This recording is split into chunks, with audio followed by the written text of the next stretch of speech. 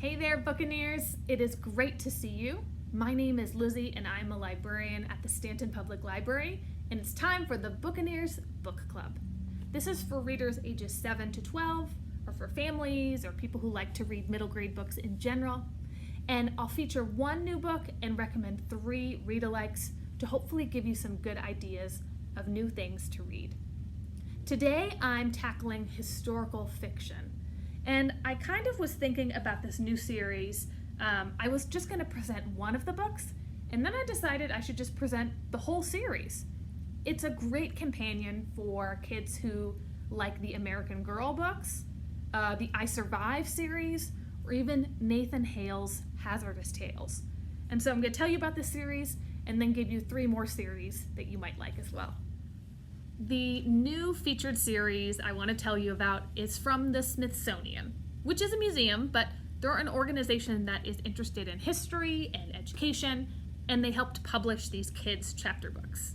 They are historical fiction chapter books. I'll show you the titles that we have. We have Archie Strikes Gold by Brandon Terrell, A Star Like Jesse Owens by Nikki Shannon Smith, Audrey and Apollo 11 by Rebecca Rissman.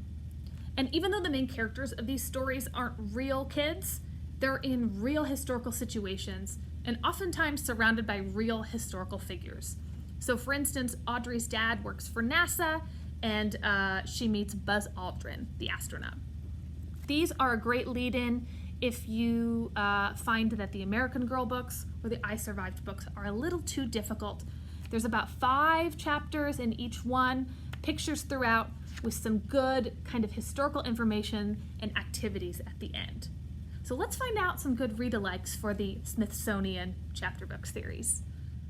I am very excited about the first read-alike series. I must have ordered 15 or 20 books in this series in the past year. It's the Girls Survive series, and it is a mashup of I Survived and American Girl. If you like, as they say on the back, danger, adventure, survival, persistence, historical stories about girls with grit, you will like these. And I just brought a few to show you. They are based on real historical events, not real kids, but kids dealing with things that have actually happened throughout history, and often stories that you may not know much about. So for instance, we have Lucy Fights the Flames, and this one is about the Triangle Shirtwaist Factory fire. Mary and the Trail of Tears, a Cherokee removal survival story. And Lily and the Great Quake, which is about the San Francisco earthquake. So you can see in here, the text is a little bit smaller. I think they're slightly more difficult to read than our featured series, but again, there are illustrations, and in the back, there's some good material about the real historical event. Definitely a must-read for fans of American Girl and I Survived. If you are a fan of escape stories, you're gonna want to check out the Great Escape series. It is a historical fiction series for kids. I would say that these are a little bit harder to read, and I'll kind of show you the inside, than the others I've shown. And they're not exactly nonfiction because they are fictionalized, meaning the author does make some stuff up, or maybe the dates or the people aren't exactly how they were, but they're generally related to real events from history, and they've got maps and lots of good information in the back too about the real event. I'll show you a few that we have, although there are a lot more in the series. This one is Terror in the Tower of London. Looks spooky. This one is Survival in the Wilderness, and I don't know if you can see, but they've actually crashed in a hot air balloon. And this one is Journey to Freedom, 1838, which is based on a story from another famous novel. And there's a lot more where these came from. But if you like your historical fiction to be very thrilling and action-packed, the Great Escape series is a wonderful choice.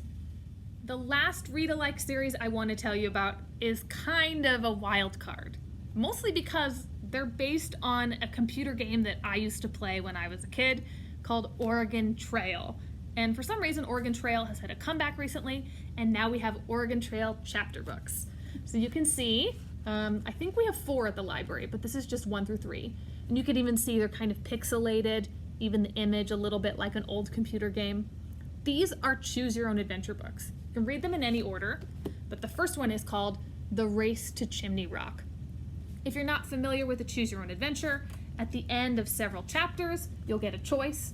For instance, this one says, if you try to convince Caleb, turn to page 53.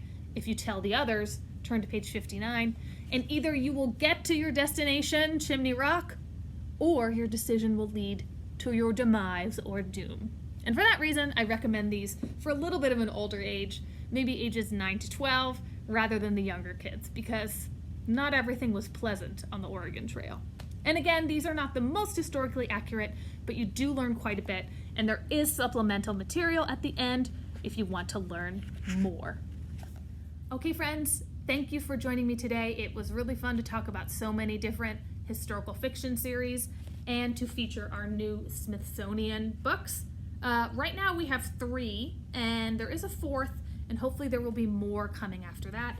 Remember, if you are just starting to read historical fiction, or if you're a parent who's reading aloud to a child and you want to talk about some real events from history, I would suggest these Smithsonian books. And keep an eye out to see if there are any more coming out in the series as well. I will see you again next month. See you then. Bye.